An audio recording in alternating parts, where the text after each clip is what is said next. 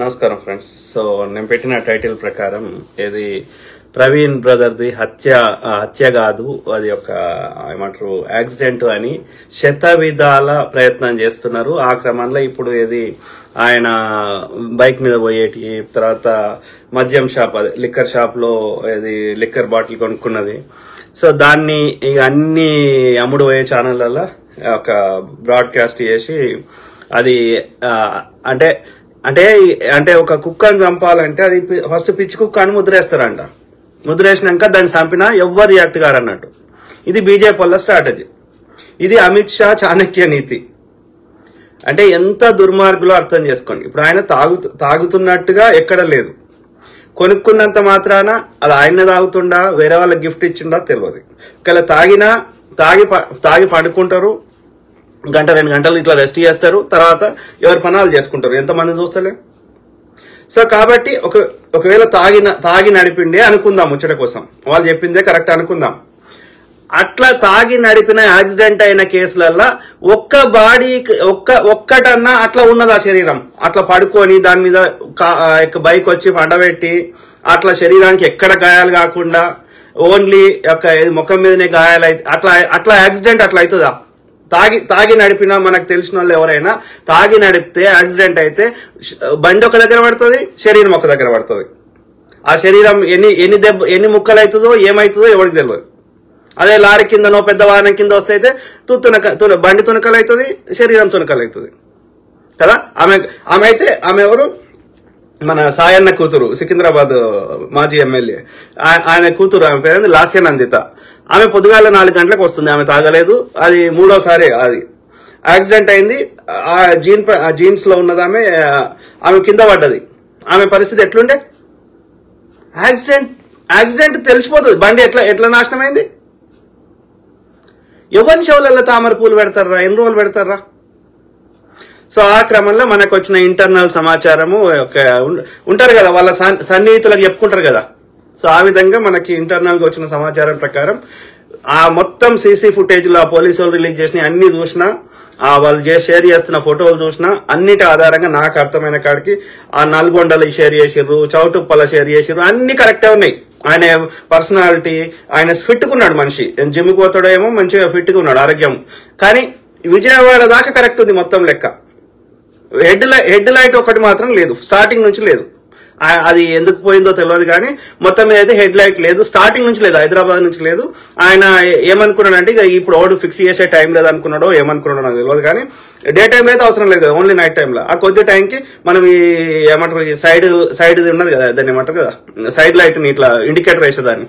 So ఆ indicator ని వాడుకొని నేను కొద్ది దూరమే కదా ప్రయాణం చేసేది రాత్రిపూట అనుకున్నట్టున్నాడు. సో అదొక్కటి లేదు, స్టార్టింగ్ నుంచి లేదు. విజయవాడ దాకా లెక్క కరెక్ట్ ఉంది, మనకు అన్ని అంత మంచిగా ఉంది. విజయవాడ నుంచి మొత్తం తేడా అయిపోయింది. విజయవాడ నుంచి మొత్తం అదంతా కల్పితం. ఆ సీసీ ఫుటేజ్లు, ఆ కొవ్వూరు, ఆ గేటు, అదంతా పెద్దగా ఉన్నాడు పర్సనాలిటీ, ఆయన బొర్రు ఉంది.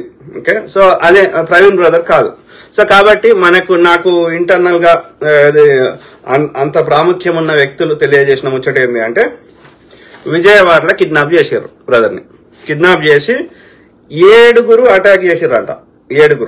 ఎవరు ఆ 7 అంటే కిరాయి రౌడీలు. ఇవాళ ఎట్లయితే మిర్యాలగూడలో ఆయన చంపారు కదా, గిస్గర్ ఎవరో, అట్లా కిరాయి రౌడీల్ని హైర్ చేసుకున్నారంట. ఏమంటారు వాళ్ళని? కాంట్రాక్ట్ కిల్లర్స్ అంటారంట వాళ్ళని. ఓకే, ఎవరు చేయించిండ్రు ఏంది అనేది ఒక్కొక్కటి చెప్తాం. ఓకే, సో అందులో అయితే ఆ బైక్ ని తీసుకున్నది ఆ 7 ఒకటి తీసుకున్నాడంట. అర్థమైందా? తర్వాత ఏం చేసినంట, ఆయన మొత్తం బట్టలు ఇప్పేసినంట. తర్వాత ఆయన ప్రవీణ్ బ్రదర్ వేసుకున్న జాకెట్ ని ఆ 7 ఒకటి తీసుకొని అది వాడు వేసుకొని ఆ బైక్ నడుపుకుంటూ పోయినట్ట. ఎందుకంటే ఆ బైక్ మీద పోతుంది ప్రవీణ్ బ్రదర్ అని నమ్మించడానికి, తప్పుదో పట్టియడానికి విచారణని. అర్థమైందా? కెమెరాలలో అన్నిట్లలో వీళ్ళు చంపలేదు, అది న్యాచురల్ గా డెత్ అయిందని, యాక్సిడెంట్ అయిందని చూపెట్టడానికి ఆయన బైక్ తీసుకొని ఆయన జాకెట్ వేసుకొని ఆ 7 కూడా పోయిందంట. ఓకే, తర్వాత ఏంది, ఆ ప్రవీణ్ బ్రదర్ కి ఆ కిడ్నాప్ చేసి విజయవాడ లెక్కను సో ఆయనకి విషం ఇచ్చారంట.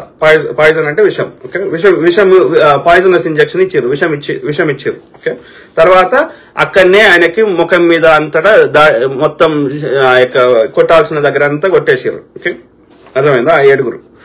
వెలుతురున్న ప్రాంతంలోనే కొట్టిర్రు. ఎందుకంటే చీకట్లో కొడితే ఏడవాడితే ఆడదెబ్బలు తగులుతాయి. ఇప్పుడు ఎక్కడైతే యాక్సిడెంట్ అయిన దగ్గర ఒకవేళ యాక్సిడెంట్ అయినా డిఫరెంట్ ఉంటది, నిజంగా అక్కడ దాడి చేసినా చీకట్లో దాడి చేస్తే ఏడబడితే అడగాయాలు ఉంటాయి, డ్రెస్ అంతా చినిగిపోయి ఉంటది, శరీరం అంతా రక్తం అడుగులో ఉంటది. కానీ ఆ కొట్టిన దగ్గర ఆ శరీరం దొరికిన దగ్గర రక్తం లేదు, ఆ శరీరం మీద ఎలాంటి గాయాలు లేవు. కాబట్టి డెఫినెట్లీ అది వెలుతురున్న ప్రాంతంలోనే చేసిర్రు, విజయవాడలోనే చేసిర్రు. సింపుల్. ఓకే. తర్వాత ఆ పాయిజనస్ ఇంజెక్షన్ తో పాటు ఏది గొంతులోకి మద్యం పోసిర్రు. ఎందుకు పోసిర్రు? ఆయన తాగి బండి నడిపి చచ్చిపోయిండని రిపోర్ట్లలో రావడానికి, ఫోరెన్సిక్ లో గానీ లేకపోతే ఈ పోస్ట్ మార్టంలో గానీ. ఓకే, అర్థమైందా? తర్వాత చంపేసారు అక్కడ విజయవాడలో. తర్వాత ఏంది, ఆ తర్వాత ఏదో వేరే పెద్ద వాహనంలో, కార్లను ఇంకా పెద్ద వాహనంలో శరీరాన్ని పట్టుకొని వచ్చారు, చచ్చిపోయిన శవాన్ని. ఓకే. తర్వాత ఆ శవానికి మళ్ళీ జాకెట్ వేసిర్రు, ఆడ పండబెట్టిర్రు, ఆ రోడ్ సైడ్ పండబెట్టి ఆయన మీద బైక్ పెట్టిర్రు, న్యాచురల్ డెత్ లెక్క క్రియేట్ చేసిర్రు. అర్థమైందా? సో అయితే ఈ అంతటికి చంద్రబాబు నాయుడు, ఆంధ్రప్రదేశ్ ముఖ్యమంత్రి చంద్రబాబు నాయుడు గారు ఆ ఐజీకి, పోలీస్ ఆఫీసర్ కి ఏమని ఇన్స్ట్రక్షన్ ఇచ్చిండంటే కేసుని సేమ్ డేలో క్లోజ్ చేయమని చెప్పిండంట. ఎందుకని చెప్పిండు? ఎవరు చెప్పించారు ఆయనతోటి? మీ చాణక్యుడు. ఓకే, ఈ చాణక్యుడు ఎవరు మీరు అర్థం చేసుకోండి. అయితే ఈ ఏడుగురు మంది కాంట్రాక్ట్ కిల్లర్లని ఎవరి ఇన్స్ట్రక్షన్స్ వల్ల చేసిర్రు? ఢిల్లీ నుంచి. ఓకే, ఇక్కడ లోకల్ ఉన్న వాళ్ళు ఎవరు చేయించిర్రు అంటే నరసాపురం బీజేపీ ఎంపీ భూపతి రాజు శ్రీనివాస్ వర్మ చేయించిండు అంట. ఈ ఏడుగురు కాంట్రాక్టర్ని హైర్ చేసుకున్నాడు. అర్థమైందా? సో ఇక దీని వెనకాల ఎవరు అంటే చిన్నజీఆర్ స్వామి ఇక్కడ ఇది మెయిన్ గా నరసాపురం ఎంపీకి చెప్పడం జరిగింది. ఈ ఇద్దరు కలిసి అమిత్ షా యొక్క పర్మిషన్ తీసుకున్నారు. అంటే ఇక్కడ వీళ్ళు ఏం చెప్తున్నారు అంటే A1 చిన్నజీఆర్ స్వామిని చేర్చాలి ఫస్ట్, అంటే చిన్నజీఆర్ స్వామి ఇది చేయాలని చెప్పి స్టార్ట్ అయింది, ఆయన మెదడులో స్టార్ట్ అయిందని అర్థం. అర్థమైందా?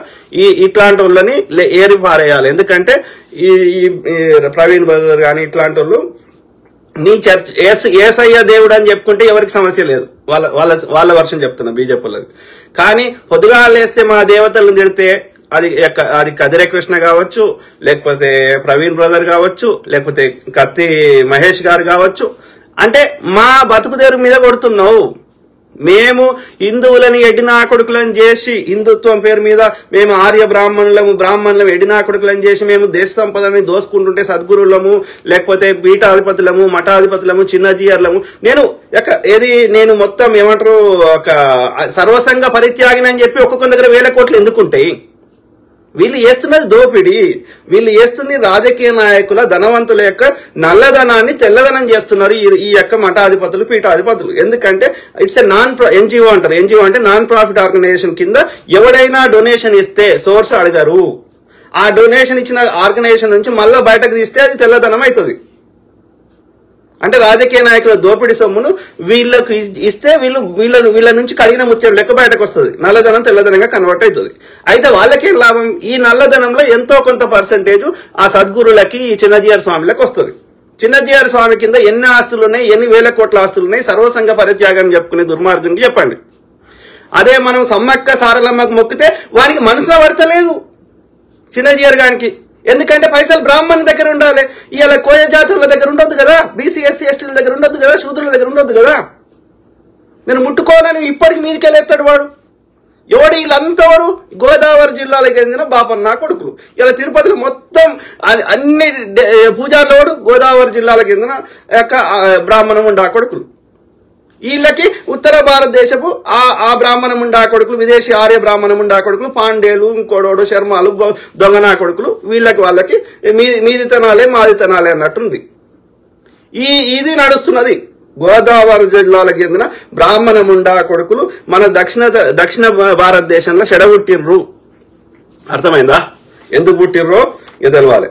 సో దే ఫస్ట్ ఏమంటారు, భూపతి రాజు శ్రీనివాస్ వర్మ హైర్ చేసుకున్నాడు బీజేపీ ఎంపీ, నరసాపురం చెందినవాడు. దే ఫస్ట్ విచ్ క్రాఫ్ట్ అంటే విషం ఇచ్చి ఇట్లా చేయడాన్ని విచ్ క్రాఫ్ట్ అంటారు. అంటే ఒక మంత్రాలు ఇట్లా చేస్తారు చూడు, ఒక ఏమంటారు అదేమంటారు కదా, శుద్ర శక్తులు ఇట్లా శక్తులు వస్తాయని చెప్పి చేస్తారు చూడు, అట్లా చేసిర్రు, తర్వాత చంపేసిర్రు అనేది ఇది మనకు వచ్చిన సమాచారం. డెఫినెట్లీ అది ముమ్మాటికి హత్యనే. సో ఎందుకు చేస్తుర్రు అంటే కత్తి మహేష్ గారి మీద వీళ్ళందరి మీద ఎందుకు చేస్తుర్రు అంటే వీళ్ళు హిందూ స్క్రిప్చర్స్ లలో ఉన్నటువంటి, హిందూ స్క్రిప్చర్స్ కాదు సారీ, నేను మళ్ళీ అది ఎందుకు అయిపోయిందంటే మనకి ఆ చెత్త హిందుత్వం అని నింపారు. కాదు, దయచేసి మూలవాసులు మొక్కునే హిందుత్వం వేరు. నేను గతంలో చెప్పినా మళ్ళీ చెప్తున్నా, నేను తప్పు చెప్తే హిందూ శబ్దము ఈ యొక్క రామాయణ మహాభారత ఇతిహాసాలు వేదాలు ఉపనిషత్తులలో పెట్టండి.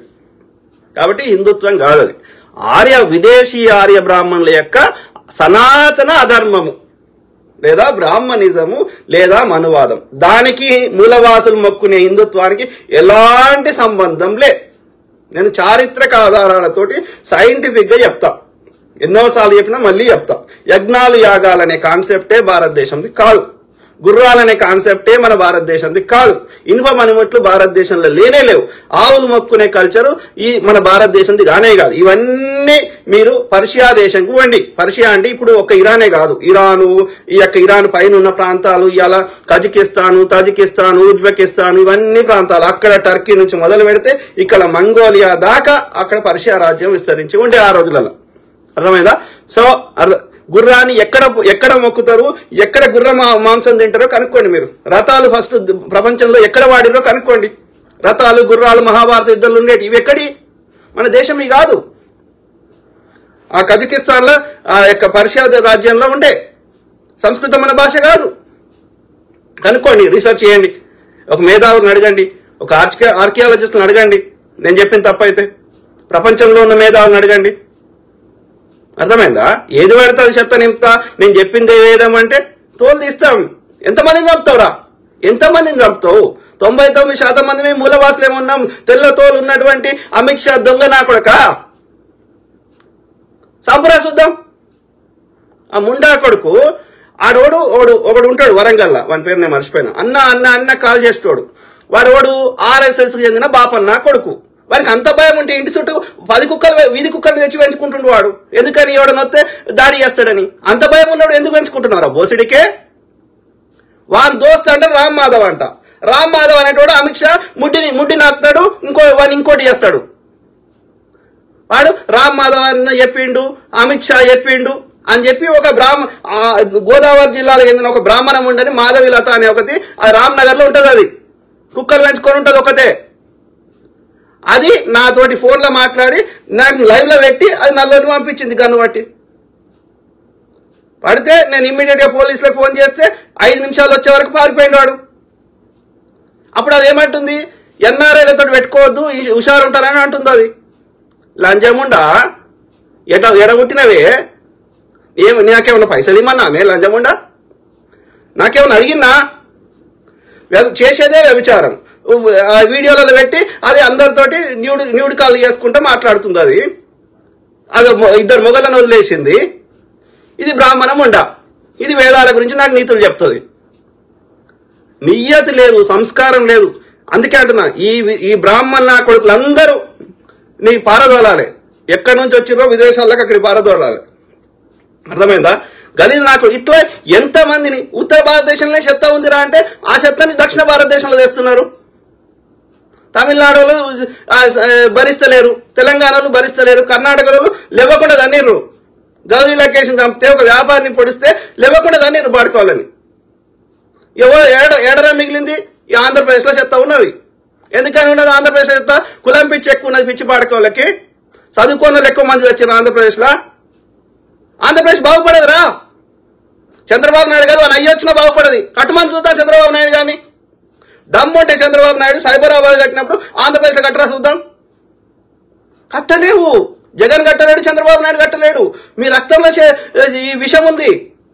మీరు మతం పేరు మీద, కులం పేరు మీద కొట్టుకొని వస్తారు. మీ దగ్గర ప్రశాంతత లేదు. ఎందుకు వచ్చి ఉంటున్నారు ఆంధ్రాలో, తెలంగాణలో, చెన్నైలో, ఇంకో ప్రాంతంలో, అమెరికాలో, హైదరాబాద్ లో? అభద్రతాభావం వల్ల మీరు వాళ్ళని కాలబెడతారు, వాళ్ళు మిమ్మల్ని కాలబెడతారు. అక్కడి దగ్గరికి ప్రశాంతం లేని దగ్గర ఎవడు పెట్టుబడులకు రాడు. మీదో బతుకు థూ గలీజ్ నా కొడుకులు. ఆలోచించండి మిత్రులారా. ఇది అమిత్ షా చాణక్య నీతి అంటారు. చాణక్యుడు అంటారు వాడిని. ఎందుకంటారు? వాడు చేసేదంతా కుట్రలు కుతంత్రాలు, వాణి చంపాలి వీని చంపాలి. అంటే ఇప్పుడే గిట్లుండదంటే అప్పుడు ఒక నీతి నియమం లేని కాలంలో 2000 సంవత్సరాల కింద ఏముండే చాణక్య నీతి 2500 సంవత్సరాల కింద? అంటే వాడెంత గలీజ్ నా కొడుకు అర్థం చేసుకోండి. ఆ పాపం నా కొడుకు చాణక్యుడు కదా. బీసీలైనటువంటి మంగళులైనటువంటి మహానందులు ఈ యొక్క భారతదేశాన్ని పరిపాలిస్తుంటే, మగధ సామ్రాజ్యాన్ని పరిపాలిస్తుంటే తట్టుకోలేకపోయిండు ముడేసుకున్నటువంటి చాణక్యుడు బాపన్ నా కొడుకు. ఇక వాడు చెయ్యని కుట్రలు లేవు, కుతంత్రాలు లేవు. నందుల సామ్రాజ్యాన్ని చూసి భయపడి అలెగ్జాండర్ వాడు కూడా గ్రీకులందరూ వారిపోయారు. ఊరవతలనే పురుషోత్తంతో కొట్లాడడానికే మనకు శక్తి లేదురా, అట్లాంటిది అంత పెద్ద మహాసామ్రాజ్యంలో అన్న పెద్ద ఏనుగులు అంత పెద్ద ఆయుధాలు ఉన్నదే వాళ్ళతో మనం ఏం కొట్లాడతారా అని పారిపోయారు గ్రీకులు. అట్లాంటి నంద సామ్రాజ్యాన్ని వీడి కుట్రలు కుతంత్రాల చాణక్య నీతితోటి ఈ మంగళూరు శూద్రులు రాజ్యం ఏలొద్దని వాడిని ఎన్ని రకాలుగా నమ్మించి మోసం చేసిండో ఇక మనకు తెలియని చరిత్ర చాణక్యులు. అర్థమైందా? సో అంత దుర్మార్గులు. సంపద ఓన్ దగ్గర ఉండాలి, బాపనోన్ దగ్గరనే ఉండాలి. అధికారం ఓన్ దగ్గర ఉండాలి, బాపనోన్ దగ్గరనే ఉండాలి. ఎందుకంటే రాజులు కూడా పేరుకే రాజులు, వాడు యుద్ధం చేసి చచ్చిపోవాల్సిందే గాని పరిపాలన మొత్తం ఈ బాపనోందే నడిచింది. వాడే మంత్రి ఉంటాడు, వాడు చెప్పిందే వినాలే. మొత్తం దేశంలో ఉన్న సంపద అంతా మనం గుళ్ళ దాచిపెట్టుకోవాలి. ఏమనంటే నాగబంధనము ఇంకో బంధనం అని చెప్పాలి. అర్థమైందా మిత్రులారా? సో ఇప్పుడు లాస్ట్కి ఏమవుతుంది ఈ కేసులో? ఇక లాస్ట్కి ఏమవుతుంది? కేసీఆర్ గారు ఈ యొక్క మొత్తం వాళ్ళ ఎమ్మెల్యేలను బీఆర్ఎస్ ఎమ్మెల్యేలను కొనేది మొత్తం రికార్డు చేసి పబ్లిక్ లో పెట్టిండు. సిబిసిఐడి ఎంక్వైరీ, హైకోర్టుల కేసు ఇవన్నీ అన్నాడు. లాస్ట్కి ఏమైంది? మీరు ఎప్పుడైనా చూడండి, దీన్ని సిబిఐకి ట్రాన్స్ఫర్ చేయాలంటారు, లేదంటే సుప్రీంకోర్టుకి అంటారు. కథ సుప్రీంకోర్టు సిబిఐ ఎవరి చేయిలు ఉంది? బీజేపీ, అమిత్ షా, ఇంకో తొక్క నా కొడుకు చేయిలు ఉంది. అంటే ఆ కేసు సచ్చినా విచారణకు రాదు. అంటే న్యాయాన్ని బొందబెడుతున్నట్టు లెక్క. సింపుల్. ఇప్పుడు లాస్ట్కి ఏమవుతుంది? ఈ కేసు కూడా ఇప్పుడు మనం ఇన్ని ఆధారాలతో ఇన్ని మాట్లాడితే ఏమవుతుంది? ఇది సిబిఐకి ట్రాన్స్ఫర్ చేయడం జరిగింది, సుప్రీంకోర్టు పరిధిలోకి ఉంది, కథం, విచారణకు రాదు. ప్రత్యక్ష కేసు 20 ఉన్న దోషులందరూ చచ్చిపోతారు కానీ అది విచారణకు రాదు. గంతెందుకు నడి రోడ్డు మీద హత్య చేసిన బ్రాహ్మణ దంపతులను హత్య చేసినటువంటి వామన్ రావు దంపతులను హత్య చేసిన కేసుల విచారణకు వస్తలేదు. ఎన్నేళ్ళు ఉంటుందా కేసు విచారణకి? మళ్ళీ అదే వాడెవడో పేదోడు ఉంటే వాడిని దిశల కేసులో ఎన్కౌంటర్ చేస్తారు, లేదంటే శూద్రుల కేసులలో తొందర విచారణకు వస్తాయి. మరి ఈ హై ప్రొఫైల్ కేసులలో ఎందుకు రావు? దోషులు యొక్క అగ్రకులం వాళ్ళు ఉంటే విచారణకు రావు.